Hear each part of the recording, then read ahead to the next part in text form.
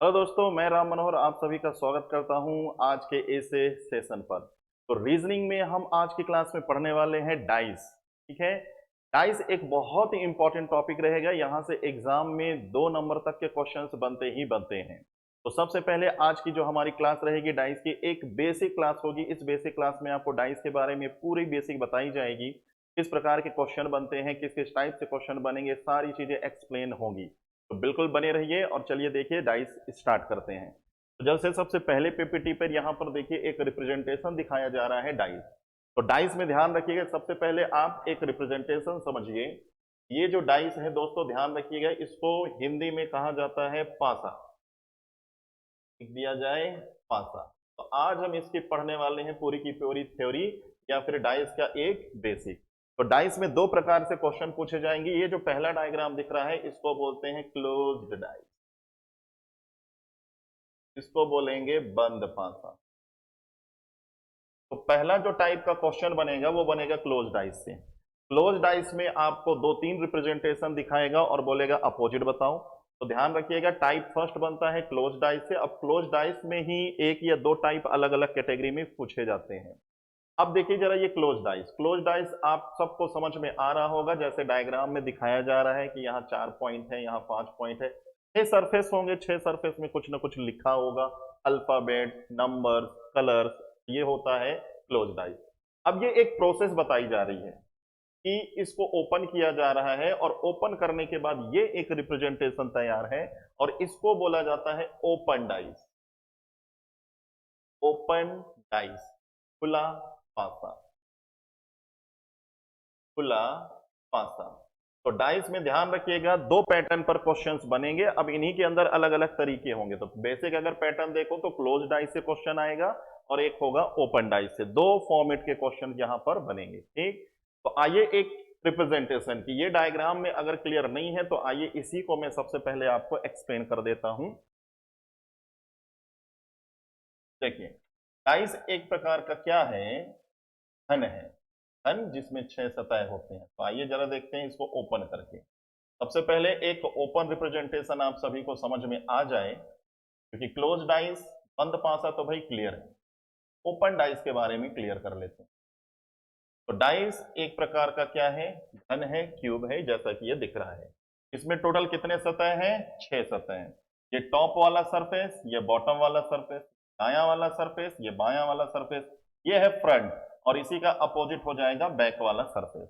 तो दोस्तों आप जहां कहीं भी बैठकर पढ़ रहे हैं, एक रूम पर, एक कमरे पर, तो जो आपका रूम है, कमरा है, उसमें 6 सतह है 6 सतह है। तो समझ लीजिए वो भी क्या है, एक डाइस है, एक घन है। तो कोई घन के रूप में होगा या घनाभ के रूप में होगा, 6 सतह तो होंगे।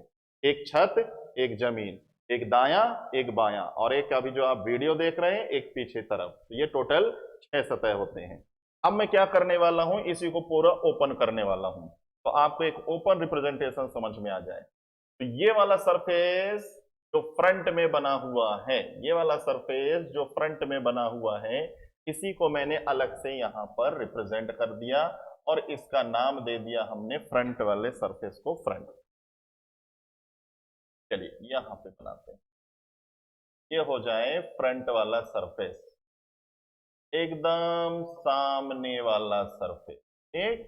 और यही वाला सरफेस है दोस्तों जिसको मैंने अलग से बनाया। अब जरा देखिए इस फ्रंट के दाईं तरफ में ये जो सरफेस है, अब आपके हाथ में कैंची है तो ये वाला किनारा बस छोड़ दीजिए। ये किनारा छोड़कर तीनों साइड से, 3 किनारे से आप कट लगाइए और 3 साइड से कट लगाने के बाद पूरा इस सरफेस को ओपन कर दीजिए। तो जरा इमेजिन कीजिए ये वाला सरफेस क्या ऐसा ओपन होकर नजर आने वाला है।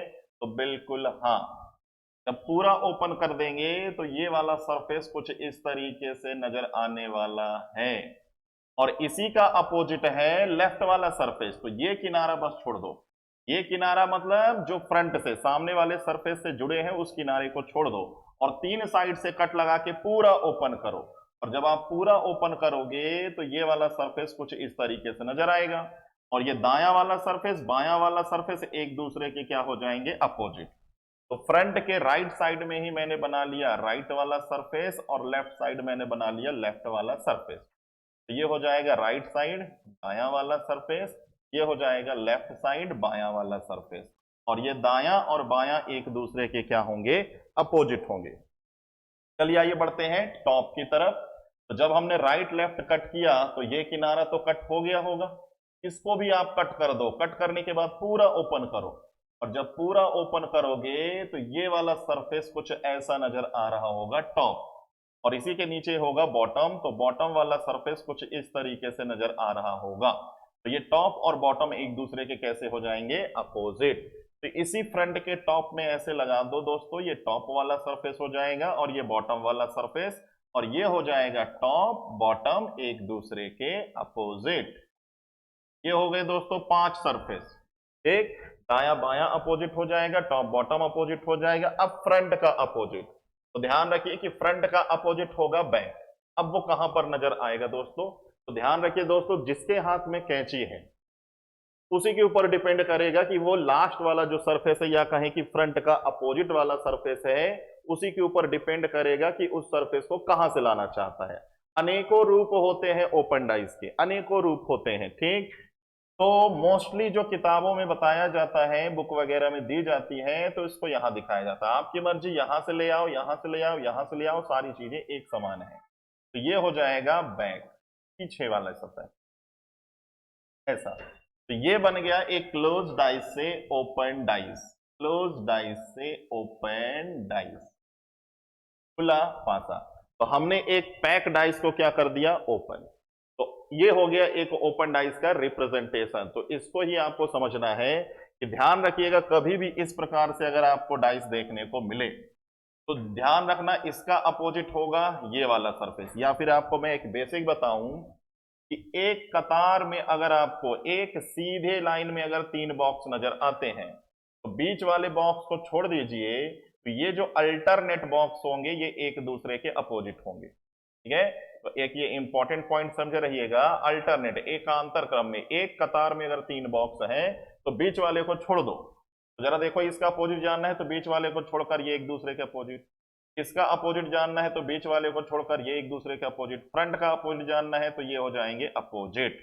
और एक बात का ख्याल रखना, ये दायां वाला सरफेस यहां भी आ सकता है, यहां भी, यहां भी। ये दायां वाला सरफेस इधर कहीं भी आ सकता है, बायां वाला सरफेस इधर कहीं भी आ सकता है, लेकिन ये दोनों कहीं भी होंगे हमेशा एक दूसरे के होंगे अपोजिट। तो ये रहा दोस्तों एक ओपन डाइस का रिप्रेजेंटेशन। अब ओपन डाइस भी और भी प्रकार से बने जाते हैं, बनाए जाते हैं, और वहां से भी एग्जाम में क्वेश्चन पूछे जाते हैं। कई बार एग्जामों में ओपन डाइस बनाकर पूछ लिया जाता है, इसका अपोजिट बताइए क्या होगा। डाइस में कुछ भी लिख देगा, नंबर अल्फाबेट्स, और पूछ लेगा इसका अपोजिट। टोटल 6 सरफेस है तो 6 ही एंटिटीज रखा जाएगा। तो एक बात का ख्याल रखिएगा कि एक कतार में अगर 3 बॉक्स नजर आते हैं तो अल्टरनेट सरफेस एक दूसरे के अपोजिट कर देना। दूसरा पॉइंट यह भी ध्यान रखना कि जब कभी भी हम ओपन डाइस को पैक करें, जब कभी भी ओपन डाइस को पैक किया जाता है, ओपन डाइस को पैक करना हो तो सभी सतह अंदर की तरफ, अंदर की तरफ पैक हो, इस बात का ख्याल रखिएगा, पैक होगा। जैसे मैं आपसे कहूं कि ये ओपन डाइस है, जरा इसको पैक करो, तो कभी भी ऐसे पैक मत करना कि दायां बायां टॉप बॉटम आपकी तरफ आ रहा, नहीं, ऐसे पैक नहीं होंगे। ये फ्रंट आपकी तरफ आएगा, बाकी सारे सरफेस जाएंगे अंदर की तरफ, और ये ओपन डाइस हो जाएगा पैक। तो वही मैंने एक लाइन में लिख दिया, ओपन डाइस को पैक करना हो तो सभी सतह को अंदर की तरफ पैक करिएगा। तो जितनी भी छोटी छोटी चीजें हैं मैं नोट भी करते जा रहा हूं, एक अच्छे से नोट भी आप लोग तैयार करिएगा। चलिए, तो ये इस अभी तक के माध्यम से हमने जो भी समझा, एक डाइस का ओपन रिप्रेजेंटेशन समझा, क्योंकि क्लोज डाइस तो भाई क्लियर है, ओपन डाइस। अब आइए, मैंने कहा और भी प्रकार के ओपन डाइस बनाए जाते हैं, तो यहां पर आपको दिख रहा है 2 प्रकार के ओपन डाइस। यहां पे आपको दिखाई दे रहा है 2 प्रकार के ओपन डाइस। तो आइए जरा समझते हैं इनमें कौन सा सतह किसके अपोजिट होगा। तो मैंने क्या सिखाया, एक कतार में, जरा देखिए, ये वही रिप्रेजेंटेशन है, ये वही रिप्रेजेंटेशन है जो अभी हमने बताया। तो अगर मुझे एफ का अपोजिट जानना है, तो सीधे जाऊंगा एक बॉक्स छोड़कर दूसरा बॉक्स अपोजिट। ठीक, एफ अपोजिट टी के, जरा बताइए ई का अपोजिट क्या होगा? तो सीधे जाऊंगा एक बॉक्स छोड़कर दूसरा बॉक्स अपोजिट। अब जो दो सरफेस बच गए, तो देखो मैंने कहा था ना, ये राइट वाला सरफेस इधर कहीं भी लिखा होगा हमेशा, इधर वाला इधर वाले के अपोजिट, राइट लेफ्ट के अपोजिट, तो ए और डी होंगे आपस में अपोजिट। तो यहां पर कॉन्सेप्ट लग गया कि एक कतार में अगर तीन बॉक्स दिखाई दें तो अपोजिट जल्दी पता हो जाएगा, रिमेनिंग जो दो बच गए वो अपोजिट होने पड़ेंगे। आइए जरा इस पर भी देख लेते हैं। तो एक कतार में ये तीन है, तो ये स्टार का अपोजिट हम बोल देंगे हैश, तो स्टार का अपोजिट बोल देंगे हैश। ऐसे ही देखिए, ये एक सिंबल है और ये डॉलर है, तो ये दोनों हो जाएंगे अपोजिट, ये दोनों हो जाएंगे अपोजिट। ये एक चिन्ह है, कोई नहीं चिन्ह ही है, इस तरीके से ले लेते हैं, ये डॉलर के अपोजिट। तो जरा बताइए, ये लोग अपोजिट ये लोग अपोजिट, बचे दो लोग, तो इनको अपोजिट होना पड़ेगा, क्योंकि टोटल 6 सरफेस होते हैं, 4 सरफेस के बारे में अगर सब कुछ क्लियर, तो बचे दो लोग अपोजिट होंगे। चलिए, तो ये हो गया। यहां पर हमने क्या सीखा? यहां पर हमने सीखा कि एक कतार में अगर तीन बॉक्स नजर आए तो बीच वाले बॉक्स को छोड़ दीजिए, अल्टरनेट बॉक्स एक दूसरे के अपोजिट कर दीजिए। चलो देखते हैं अगले पार्ट पर क्या है, ये रहा। अब जरा देखिए, यहां पर एक कतार में तीन बॉक्स मिले भींगी और नहीं भी मिलेंगे। यहां पर चलिए देखो मिल रहा है, यहां पर नहीं मिल रहा है, और ऐसे क्वेश्चन एग्जाम के अंदर भी पूछे जा चुके हैं। तो अगर मैं यहां पर इस तरीके से चलिए कुछ नंबर लिख दूं, और जैसे एग्जाम में आ जाए, यही डाइस आ भी चुका है, हमसे पूछ लिया जाए कि बताओ भाई दो का अपोजिट क्या हो जाएगा, बताओ चार का अपोजिट क्या हो जाएगा, तो इस प्रकार से 1 मार्क से क्वेश्चन पूछे जाएंगे। तो जब एक कतार में तीन बॉक्स ना मिले, तब वहां पर क्या लॉजिक लगाना है? तो एक लॉजिक है, वहां पर भी ध्यान से सुनिएगा, जरा सुनिए ध्यान से। आप जहां भी बैठे हैं एक कमरे में, घर में, ठीक, तो जरा सोचिए, ये छत और ये जमीन एक दूसरे के अपोजिट है, ये छत और ये जमीन एक दूसरे के अपोजिट है।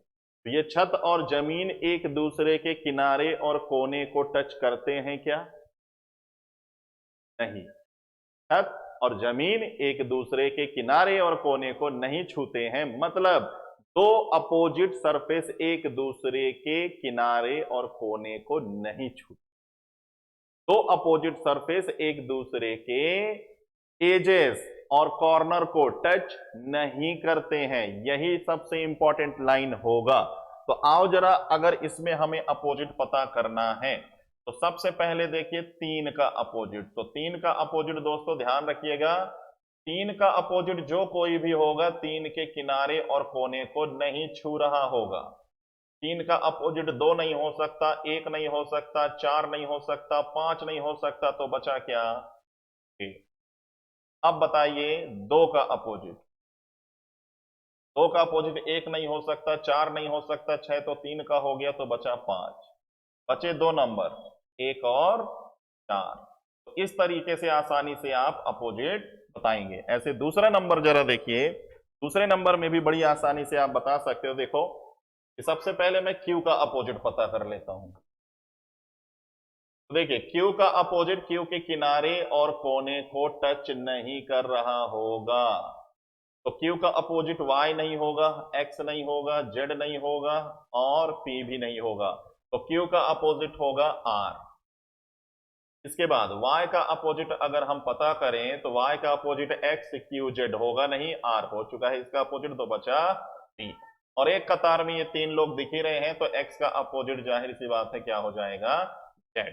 तो ध्यान रखिए, इस ओपन डाइस में हमने क्या सीखा कि दो अपोजिट सरफेस एक दूसरे के किनारे और कोने को टच नहीं करेंगे, दो अपोजिट सरफेस एक दूसरे के किनारे और कोने को टच नहीं करेंगे। इस पॉइंट को लिख भी लीजिएगा दोस्तों, दो विपरीत सतह एक दूसरे के किनारे और कोने को पर नहीं ये इंपॉर्टेंट लाइन कि जब कभी भी एक कतार में आपको 3 बॉक्स नजर ना आए तो दो अपोजिट सरफेस एक दूसरे के किनारे और कोने को स्पर्श नहीं करेंगे। आइए दोस्तों बढ़ते हैं अब अगला नंबर। अब अगला नंबर है डाइस। डाइस के प्रकार। तो हमने एक रिप्रेजेंटेशन समझ लिया। अब यहां पर है टाइप ऑफ डाइस। ठीक है, डाइस के प्रकार। ये जो डाइस है, ये जो पासा है, दो प्रकार के होते हैं। ठीक है, दो प्रकार के होते हैं। तो सबसे पहला प्रकार है जिसको बोला जाता है स्टैंडर्ड डाइस। सबसे पहला जो प्रकार है जिसको बोला जाता है स्टैंडर्ड डाइस, मानक पासा। क्या बोला जाता है? मानक पासा। अभी मैंने आपको सिखा दिया कि एक क्लोज डाइस में टोटल 6 सरफेस होंगे। अब आपको 3 सरफेस दिखाए जाएंगे और 3 सरफेस छिपे हुए होंगे। फॉर एग्जाम्पल इस तरीके से मैंने एक डाइस बना लिया,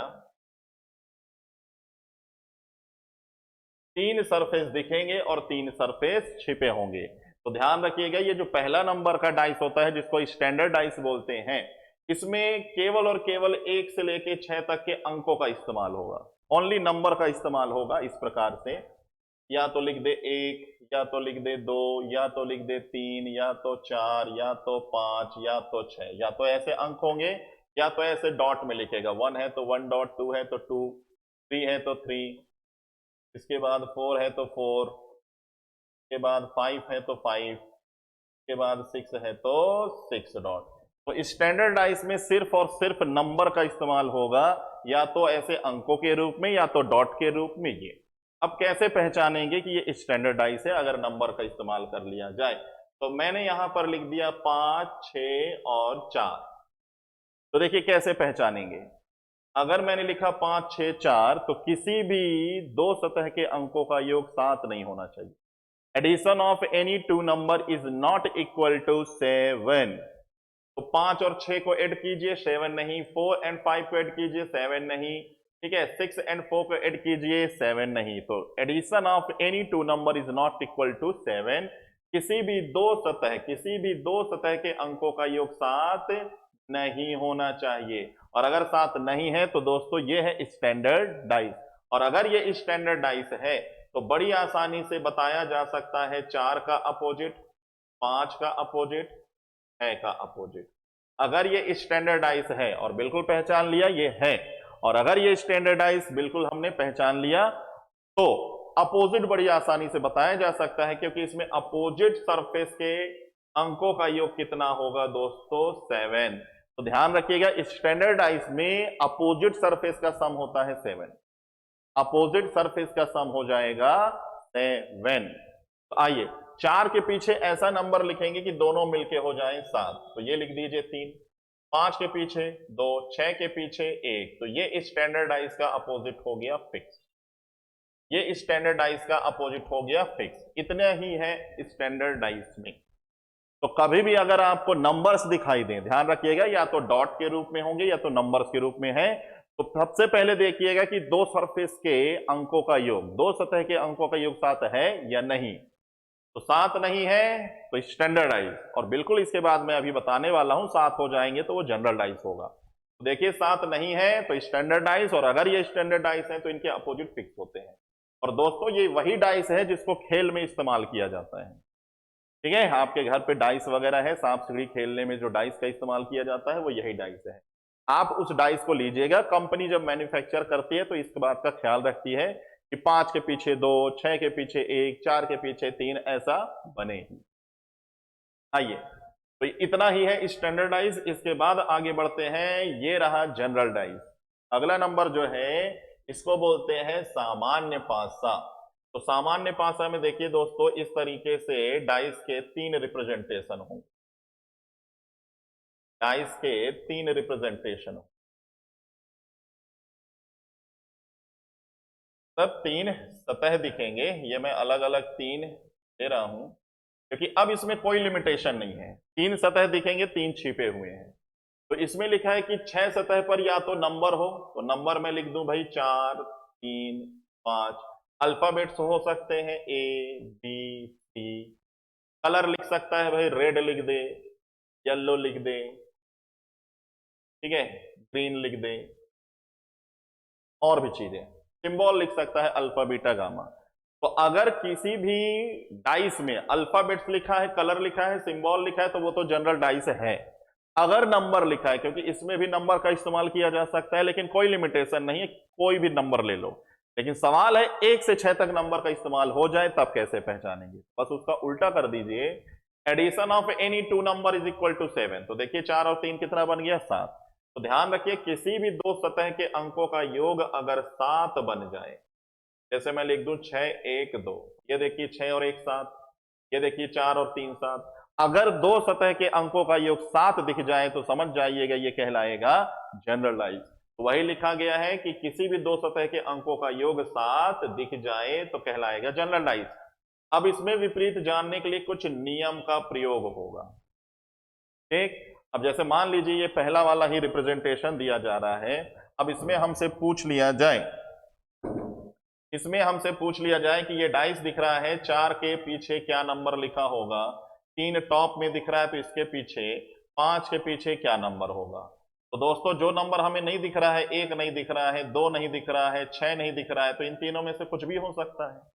3 के पीछे भी इन तीनों में से कुछ भी हो सकता है, 5 के पीछे भी इन तीनों में से कुछ भी हो सकता है। तो एग्जैक्ट अपोजिट अगर जानना है तो ध्यान रखिएगा जनरल डाइस में कम से कम 2 रिप्रेजेंटेशन चाहिए। ठीक है, सामान्य पासा में अगर विपरीत जानना है तो कम से कम सामान्य पासा में 2 रिप्रेजेंटेशन, मतलब एक ही डाइस को 2 अलग अलग प्रकार से दिखाइए और उनमें कुछ कॉमन हो, उनमें कुछ कॉमन हो तो विपरीत का पता लगाया जा सकता है। तो आइए जरा देखिए, कहता है कुछ नियम होंगे, कुछ बेसिक से नियम है दोस्तों, आइए उनको एक एक करके देख लेते हैं। जनरल रूल, सामान्य पासा के नियम। तो ध्यान रखिएगा ये जो नियम सीख रहे हो ये जनरल डाइस के लिए ही लगाना। यहां पर पहला नंबर लिखा है कि when common number are different surface, when common number of different surface. चलिए आइए मैं इसको ऐसे डाइस के 2 रिप्रेजेंटेशन लेकर आपको एक्सप्लेन करूं।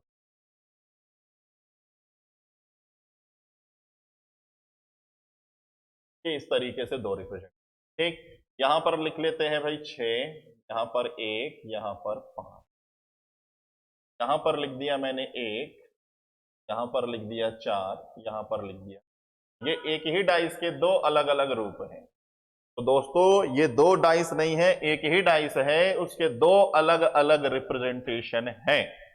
अब जरा ध्यान से देखिए दोनों में, जरा ध्यान से देखिए दोनों में कोई एक नंबर है कॉमन, वन सरफेस। तो यही लिखा गया है कि when common number are different surface. तो देखिए दोनों में नंबर क्या कॉमन है, 1, और जो कॉमन नंबर है दोनों में क्या है, अलग अलग सतह पर है, डिफरेंट सतह पर है। तो यही रूल बन गया कि जब common number different different surface पर हो तो जो नंबर कॉमन हो वहीं से क्लॉकवाइज रोटेशन बनाना है। आपकी मर्जी एंटी क्लॉकवाइज भी बना लीजिए, कोई फर्क नहीं पड़ेगा, लेकिन जो रोटेशन लगाइएगा दोनों में सेम लगाइए।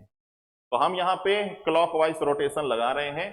तो जो नंबर कॉमन हो तो पहले वाले के लिए और दूसरे वाले के लिए जो नंबर कॉमन हो वहीं से रोटेशन लगा लीजिए। तो ये हो जाएगा क्लॉकवाइज रोटेशन और ये हो जाएगा क्लॉकवाइज रोटेशन, और लिख लीजिए। तो हमने लिख दिया ये 1 सीक्वेंस से, 1 के बाद 5, 5 के बाद 6, तो 1 के बाद लिखेंगे 5, 5 के बाद लिखेंगे 6, 1 के बाद 4, 4 के बाद 3, तो 1, 1 के बाद 4, 4 के बाद 3। तो इस तरीके से आप लिख लीजिए। और ये जो आमने सामने नंबर आ रहे हैं 6 और 3, ये अपोजिट, 5 और 4 ये अपोजिट। अब टोटल 6 नंबर हैं, 1 2 3 4 5 6, तो उसमें हमें 1 5 6 3 4 दिख गया, 2 नहीं दिख गया। तो जहां ये डबलिंग हो रहा है वहीं पर नंबर होगा 2। तो आसानी से आप बोलेंगे 1 का अपोजिट 2, 5 और 4 अपोजिट, 6 और 3 अपोजिट। तो ये कहलाया rule number first, when common number are different surface.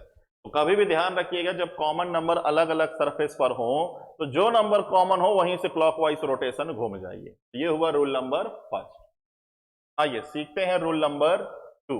Rule number 2 पर यहां पर लिखा गया है कि जब कॉमन नंबर, यहां पर लिखा गया है जब कॉमन नंबर सेम सरफेस पर हो तो, जब कॉमन नंबर सेम सरफेस पर हो तो यहां पर देखो मैं डायग्राम भी बना देता हूं ऐसे।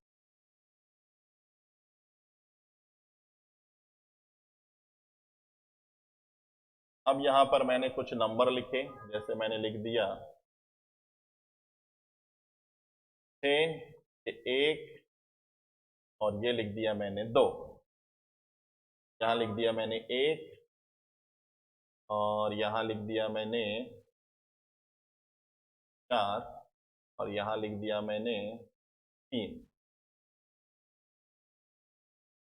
ऐसे तो जरा देखिए ध्यान से, कहता है कि जब कॉमन नंबर सेम सरफेस पर हो, तो दोस्तों इसमें भी आप पहला रूल लगा सकते हो, लेकिन पहले रूल से भी थोड़ा और आसान सा तरीका है। पहले देखो रूल लगा के देख लेते हैं। अभी हमने क्या सीखा कि जो नंबर कॉमन हो, जैसे दोनों में देखिए यहां एक है यहां एक, और अच्छी बात है कि कॉमन नंबर दोनों में सेम सरफेस पर है, तो जरा रोटेशन लगाइए, पहला वाला रूल लगाइए।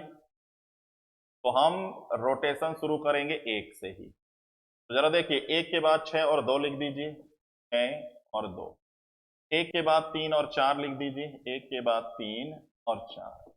इस तरह लिखने के बाद हम क्या कहा करते थे कि जो आमने सामने आ रहे हैं ये अपोजिट, और जो नंबर नहीं दिखा 5, तो 5 अपोजिट हो जाएगा 1 का। तो देखिए रोटेशन लगा के इस तरीके से हम अपोजिट बता सकते हैं, लेकिन इससे भी सिंपल तरीका है कि जब कॉमन नंबर सेम सरफेस पर हो तो बचे सेम सरफेस डायरेक्ट एक दूसरे के अपोजिट कर दीजिए। देखिए जरा ध्यान से, ये जो सरफेस जिस पे लिखा है 6, ये सरफेस जिस पे लिखा है 3, ये कहलाएगा सेम सरफेस। ये सरफेस जिसमें लिखा है 2, ये सरफेस जिसमें लिखा है 4, ये कहलाएगा सेम सरफेस। तो बचे सेम सरफेस एक दूसरे के अपोजिट कर दीजिए, 2 का अपोजिट 4, तो वही लिखा है बचे सेम सरफेस एक दूसरे के विपरीत होगा। तो ध्यान रखिएगा, when common number are same surface, जब कॉमन नंबर सेम सरफेस पर हो तो रिमेनिंग सेम सरफेस एक दूसरे के अपोजिट कर दीजिए। ये सरल हो जाएगा, ये अप्लाई करने की जरूरत नहीं है अब जब कॉमन नंबर सेम सरफेस पर हो। चलिए बढ़ते हैं, अगला नंबर कहता है कि जब दो नंबर दो एंटिटीज कॉमन हो तब, जब दो नंबर या दो एंटिटीज कॉमन हो तब। तो यहां पर मैं डायग्राम बना के एक्सप्लेन करता हूं।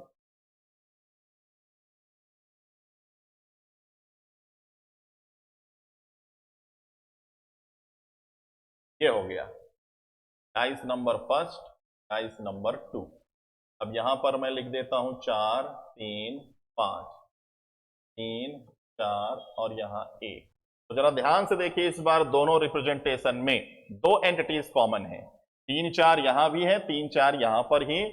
तो ये रूल बन गया कि when two entities are common, जब दो लोग कॉमन हो, और जब दो लोग कॉमन हो तो दोनों में जो तीसरा तीसरा डेटा बच जाए, दोनों में जो तीसरा तीसरा डेटा बच जाए, तो इसमें क्या बच गया 5, इसमें क्या बच गया 1। तो यहां से सिर्फ इतना बताया जा सकता है कि 5 और 1 आपस में होंगे अपोजिट, 5 और 1 आपस में होंगे अपोजिट। ठीक है, तो ध्यान रखिएगा, कभी भी डाइस के अगर दो रिप्रेजेंटेशन में कोई दो लोग कॉमन हो जाएं तो दोनों में जो तीसरा बच जाए वो एक दूसरे के अपोजिट।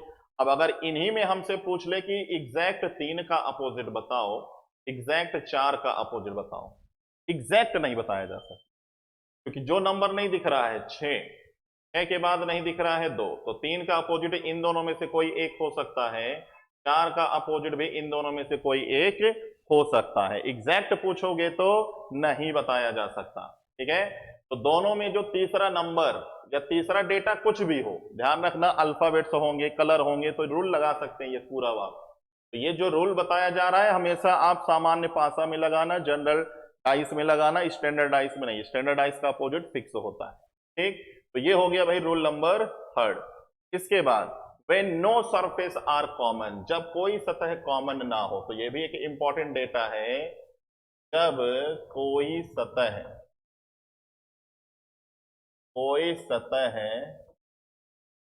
कॉमन ना हो। ठीक, मान लीजिए मैंने एक डाइस लिया और इस डाइस में मैंने 6 एंटिटीज इस्तेमाल किए, A B C D E और एफ, और इसमें लिख दिया मैंने इस तरीके से कि इसमें मैंने लिख दिया ये हो जाए ए, ये हो जाए बी, ये हो जाए सी, ये हो जाए डी, ये हो जाए ई, ये हो जाए एफ। तो जरा देखिए, एक ही डाइस को मैंने दो अलग अलग रूप दिए, दो रिप्रेजेंटेशन दिए, ये हो जाएगा पहला, ये हो जाएगा दूसरा। तो ए से लेके एफ तक डेटा इस्तेमाल किया जा रहा है। अब इन दोनों को जरा देखिए, दोनों में कुछ भी कॉमन नहीं है और हमसे पूछ ले ए का अपोजिट बताओ, बी का अपोजिट बताओ, तो ध्यान रखिएगा कि जब कोई भी सरफेस कॉमन ना हो तो अपोजिट नहीं बताया जा सकता। जब कोई सतह कॉमन ना हो तो विपरीत नहीं बताया जा सकता, नहीं बताया जा सकता। ये एक इंपॉर्टेंट डेटा है भाई, इस समय के एग्जामों में यहां से क्वेश्चन खूब बन रहे हैं, इसको आप समझे रहिएगा। कुछ ना कुछ कॉमन होना चाहिए, एक नंबर कॉमन हो अलग अलग सतह पर हो चलेगा, एक नंबर कॉमन हो सेम सरफेस पर हो चलेगा, दो नंबर कॉमन हो चलेगा, तीनों कॉमन है तो कोई बात ही नहीं है, दोनों रूप एक ही है। पहले में आपने एबीसी दिखाया, दूसरे में एबीसी दिखाया, तो भाई दो अलग अलग है ही नहीं, वो एक ही काउंट होगा। तो ध्यान रखिएगा, एक कॉमन हो दो कॉमन हो तो कुछ ना कुछ अपोजिट पता चल जाएगा, कुछ भी कॉमन ना हो तो अपोजिट नहीं बताया जा सकता। आइए बढ़ते हैं, जैसे यहां पर कुछ यहां पर प्रैक्टिस के लिए रखा गया है कि जैसे ये एक डाइस दिख रहा है, तो जरा देखिए पांच किसी भी दो सतह के अंकों का योग, ठीक है, दी गई पासा में पांच का विपरीत, दो सतह के अंकों का योग इसमें सात बन ही नहीं रहा है, तो ये कहलाया मानक पासा, ये कहलाया मानक पासा। और अगर ये मानक पासा है तो एक रिप्रेजेंटेशन में सारा अपोजिट आप बता देंगे। मानक पासा में एक रिप्रेजेंटेशन ही काफी है पूरा अपोजिट बताने के लिए। तो चार का अपोजिट तीन बोल दीजिए, पांच का दो और एक का छह। तो मानक पासा में एक रिप्रेजेंटेशन ही काफी होता है अपोजिट बताने के लिए। अब जरा देखिए ध्यान से, यहां चार और तीन हो गए सात, यहां चार और तीन हो गए सात, चार और तीन हो गए सात। और अगर ये सात है तो ये कौन सा डाइस हो गया दोस्तों? सामान्य पासा। ये कौन सा पासा हो गया? सामान्य पासा। ये हो गया सामान्य पासा। और अगर ये सामान्य पासा है, इसमें हमसे पूछ ले पांच तीन चार का अपोजिट बताइए, तो सामान्य पासा के एक रिप्रेजेंटेशन में अपोजिट नहीं बताया जा सकता। कम से कम दो रिप्रेजेंटेशन दीजिए और उस दो रिप्रेजेंटेशन में कुछ कॉमन रहे। तो सामान्य पासा में कम से कम दो रिप्रेजेंटेशन हो, उसमें कुछ कॉमन हो तो अपोजिट बताया जा सकता है।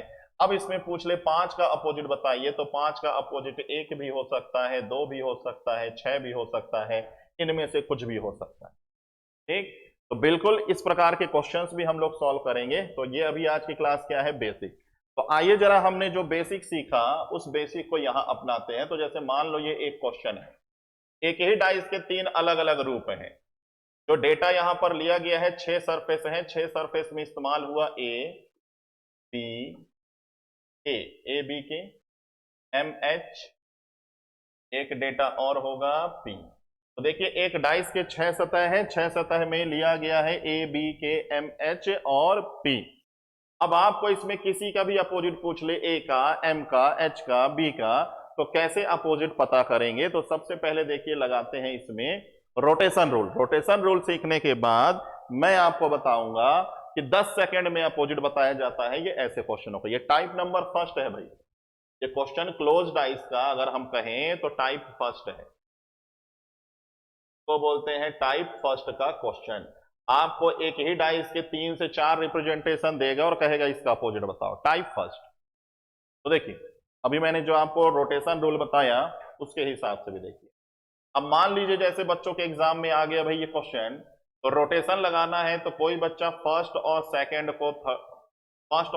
को सेलेक्ट किया, और फर्स्ट और सेकंड में ध्यान से देखिए क्या कॉमन है? के, तो वो के से क्लॉकवाइज रोटेशन घूम जाएगा। कोई बच्चा फर्स्ट और थर्ड को सेलेक्ट करेगा, फर्स्ट और थर्ड, तो फर्स्ट और थर्ड में कुछ कॉमन होगा बी, बी से वो रोटेशन लगा लेगा।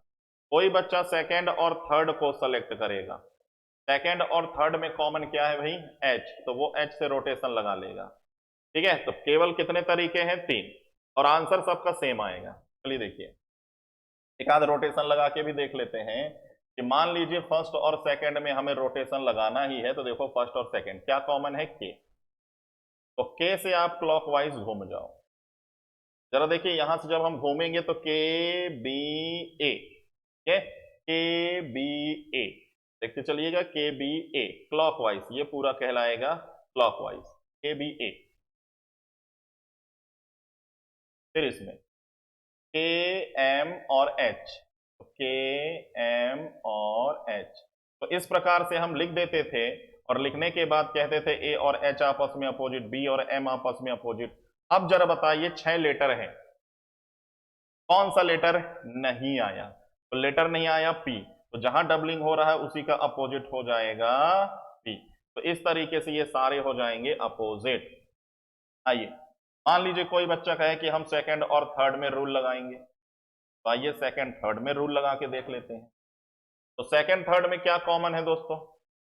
सेकंड थर्ड में कॉमन है एच, तो एच से क्लॉकवाइज आप घूमिए, एच से क्लॉकवाइज घूमिए।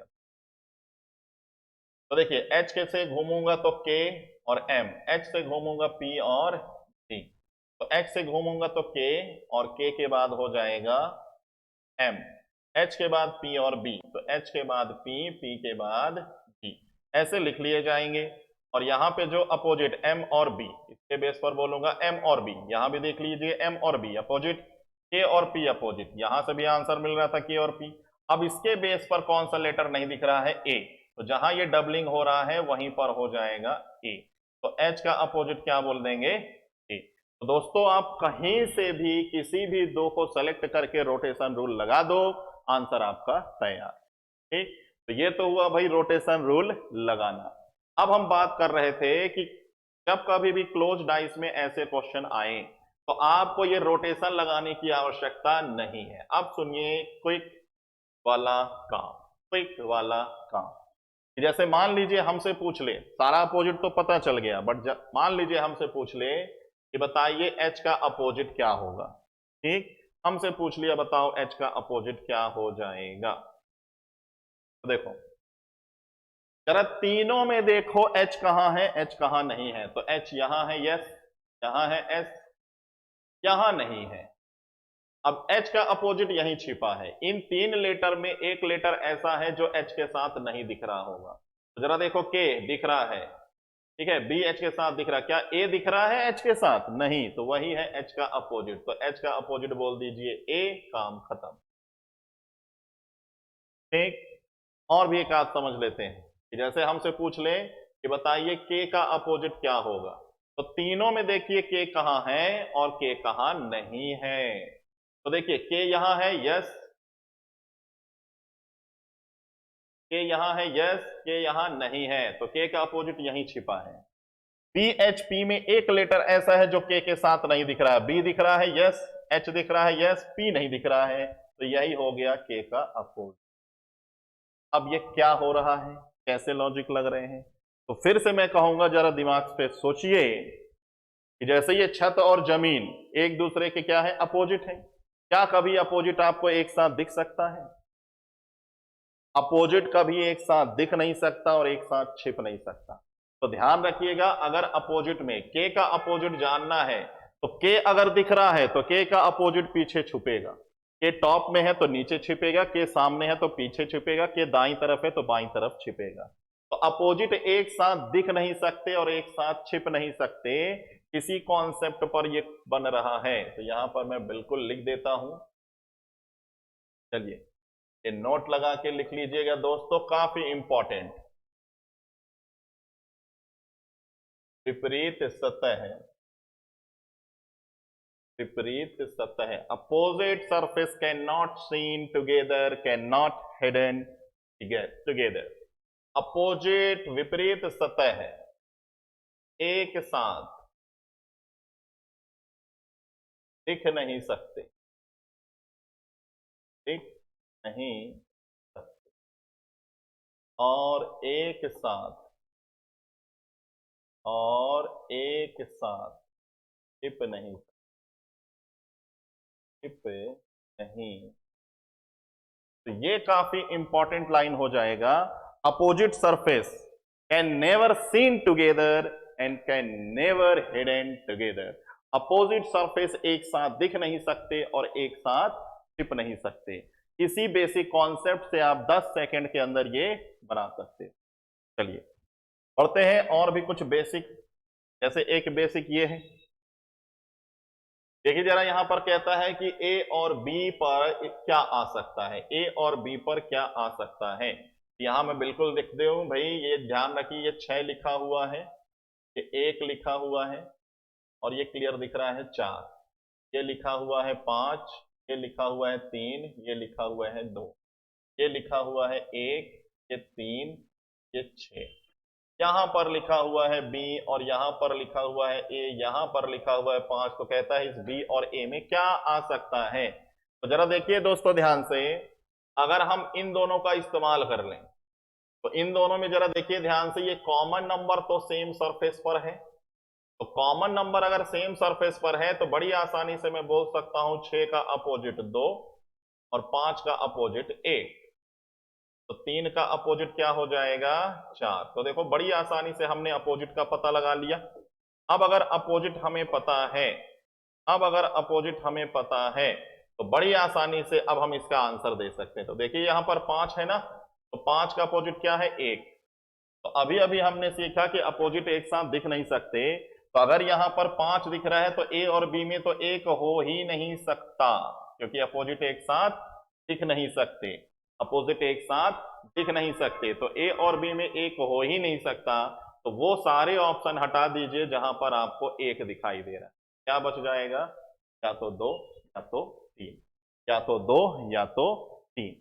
और ऐसे क्वेश्चनों को भी एग्जैक्ट के लिए तो ध्यान रखना, ऐसे क्वेश्चनों के लिए भी एक और तरीका होता है भाई, वो भी अगला जो है एक ओपन डाइस में मैं आपको भरना बताऊंगा।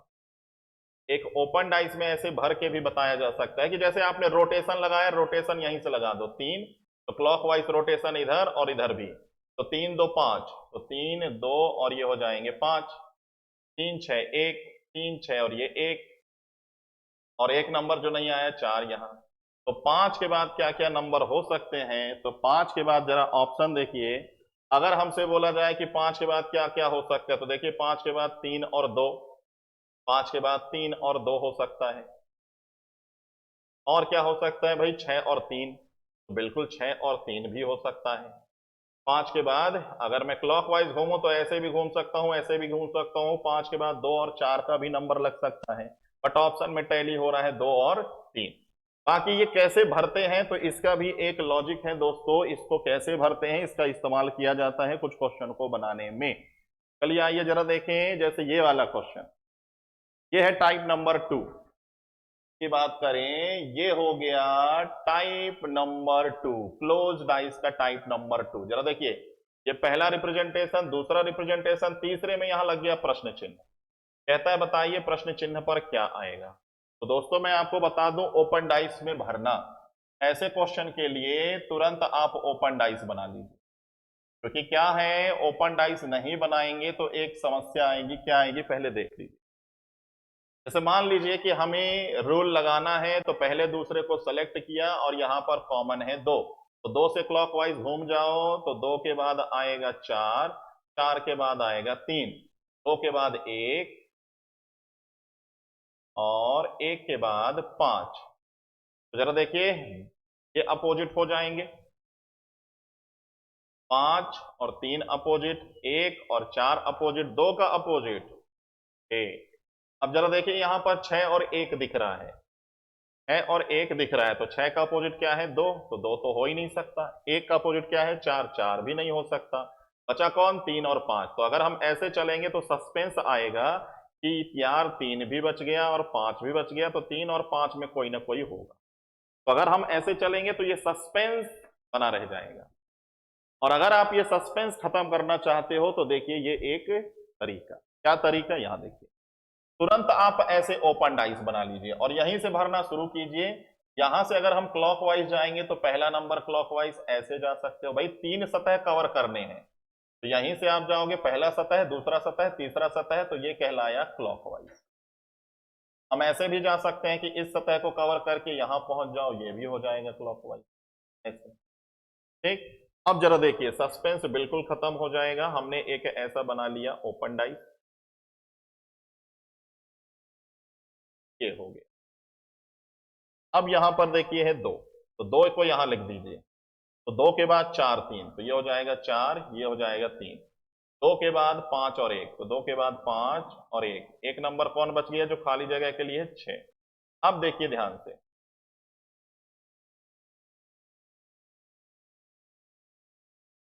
देखिए कहता है कि 6 है, 6 के बाद 1 है, 1 के बाद क्वेश्चन मार्क, 6 के बाद 1, 1 के बाद क्वेश्चन मार्क।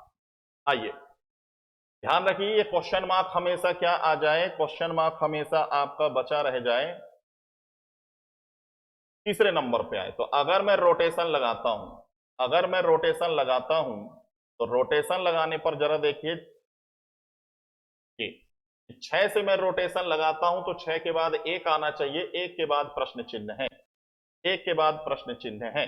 तो आइए देखो ध्यान से, 6 यहां पर है तो क्लॉकवाइज ऐसे घूमो, क्लॉकवाइज ऐसे घूमो कि 6 के बाद 1 आए। तो देखो 1 को यहां लिखा जा सकता है, यहां कहीं भी लिखा जा सकता है ऐसे। तो अगर मैं 1 यहां लिख लूं और 6 से क्लॉकवाइज घूमूं तो ये क्लॉकवाइज जाऊंगा, और क्लॉकवाइज जाने के बाद क्या नंबर आएगा, क्या नंबर आएगा, 5 आएगा। नंबर क्या आएगा, 5 आएगा। तो ये जो प्रश्न चिन्ह है, प्रश्न चिन्ह पर एग्जैक्ट आ जाएगा दोस्तों 5। 1 मिनट, 1 है तो 4 नहीं आएगा, यहां पर 3 या तो 5।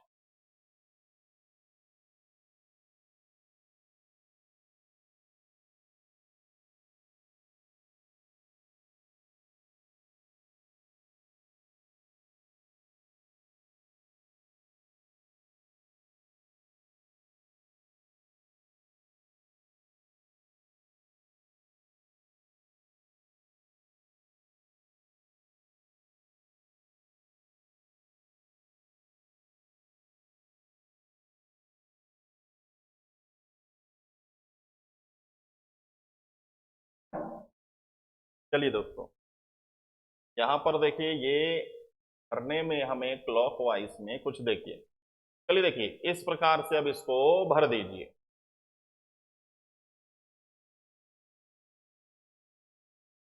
ये बनाइए एक ओपन डाइस, दो यहां रखिए जो कॉमन नंबर है, 2 के बाद 4 3, तो 2 के बाद 4, 4 के बाद 3, 2 के बाद 1, तो 1 यहां आएगा, 5 यहां आएगा, 2 1 5, एक जो नंबर रह गया।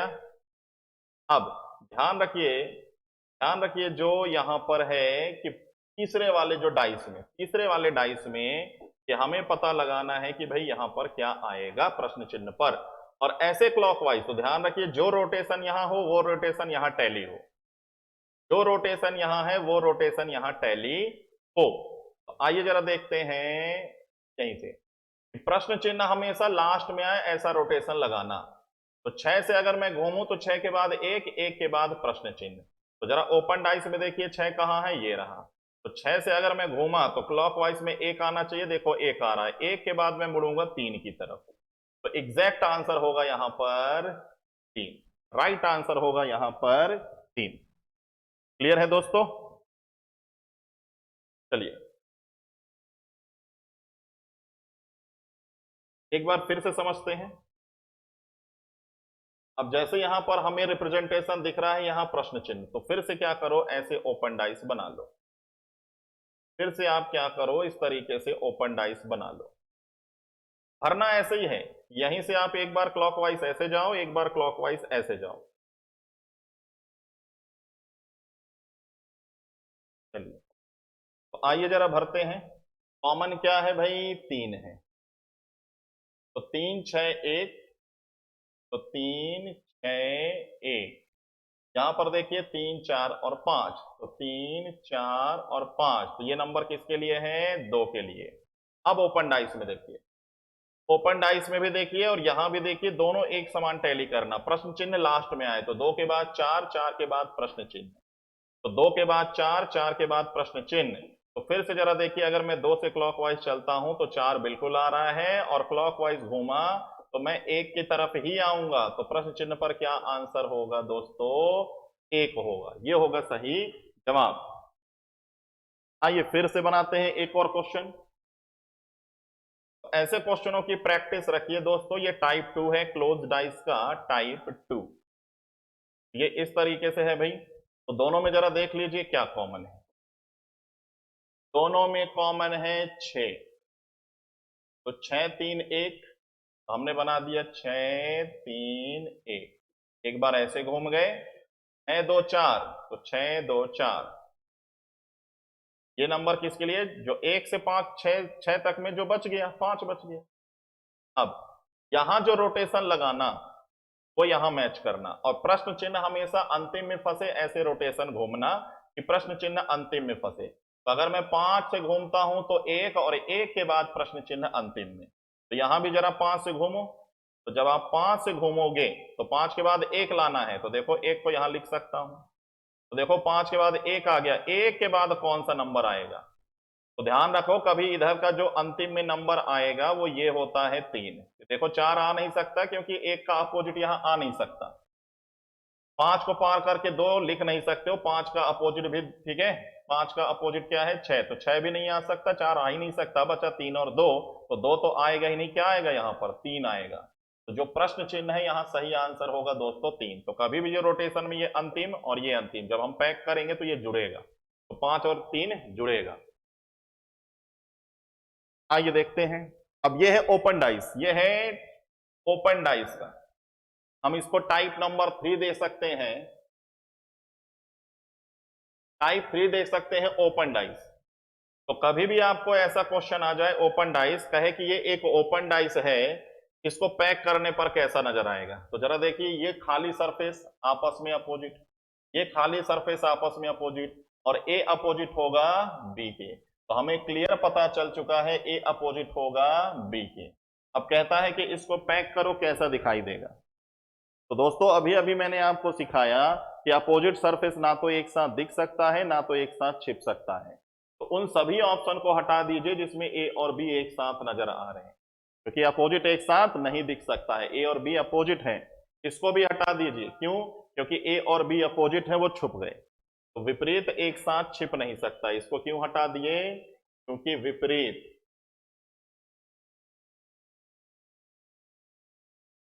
एक साथ छिप नहीं, ये भी हट गया। फाइनली क्या बच गया, ये देखिए, ए यहां है तो इसका अपोजिट पीछे होगा, तो राइट आंसर क्या होगा, लास्ट वाला। आइए इसी पर अगला जो ये एक है इसको भी देख लेते हैं। तो आइए जरा देखिए, एट द रेट का अपोजिट खाली सरफेस, ये खाली सरफेस अपोजिट पर्टिकुलर डॉलर और हैश। तो ये डॉलर और हैश एक दूसरे के अपोजिट हैं, तो डॉलर और हैश एक साथ दिख नहीं सकता, ये दिख गया नहीं बन सकता, ये दिख गया नहीं बन सकता, ना तो डॉलर दिख रहा है ना तो हैश दिख रहा है। तो डॉलर और हैश कहीं छिपे होंगे तो अपोजिट एक साथ छिप नहीं सकता, तो फाइनली डॉलर यहां, हैश पीछे छिपा होगा, एट द रेट पीछे छिपे होंगे, तो राइट आंसर होगा ऑप्शन नंबर 4। तो ये टाइप 2 है, ऐसे पूछे जाते हैं ओपन डाइस की तरफ। चलिए, तो ये आज की क्लास में हमने सीख लिया डाइस का एक बेसिक रिप्रेजेंटेशन, ठीक है। तो अगले पार्ट में हम सीखेंगे डाइस के क्वेश्चन, क्वेश्चन के साथ और भी हम प्रैक्टिस रखेंगे। तो आज का जो वीडियो मैंने बताया इसको अच्छे से आप रिवाइज कर लेना, ये है बेसिक। Okay, thank you.